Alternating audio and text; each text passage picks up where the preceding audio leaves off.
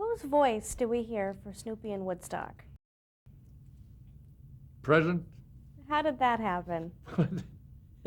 Accident. Happy accident.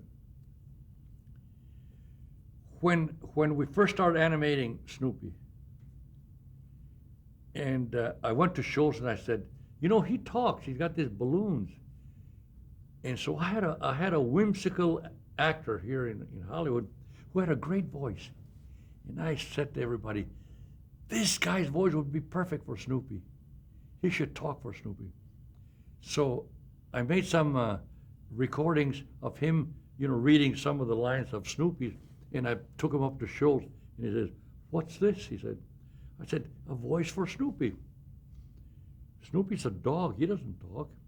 But Sparky, on the strip you have balloons up there all the time. How are we gonna voice those balloons? And he said, well, have Charlie Brown speak those lines for him. Charlie Brown said, well, what Snoopy means is, or what Snoopy said was, and then he can translate, but Snoopy's he's a dog. Okay. So I went home and I said, well, arf, arf. So I started, you know, making noises to imitate something that maybe I could give to an actor to use for him. Well, I couldn't come up with anything except I came up with an idea.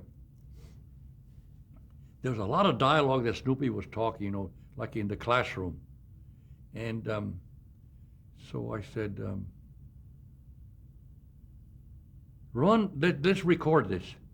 So I had him, but record at 1/4 speed. So then I start saying, well, Charlie Brown, you are wrong. The teacher says for you to sit down and to drop that ball. So then I told the engineer, now run that fast for me. And he ran it fast and fast, until he finally, he ran at a speed, at 1/4 speed. And I said, that's it. That's our voice for Snoopy. So then, from then on, so I sent this to Schultz, and he said, well, that doesn't sound like Snoopy at all. Sparky, you have to find a sound for him. You said I'll bark. I could go arf, arf, arf. But it won't be the same. It won't be Snoopy. It could be any dog. We gotta have a unique sound for Snoopy.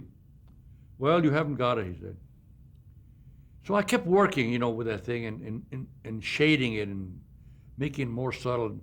Finally, I had a real good, what I thought was a real good track, and I sent it to Schultz. I mean, Lee didn't care. He said, oh, great, use whatever you want. And finally, Schultz said, well, that's not bad, but I wish.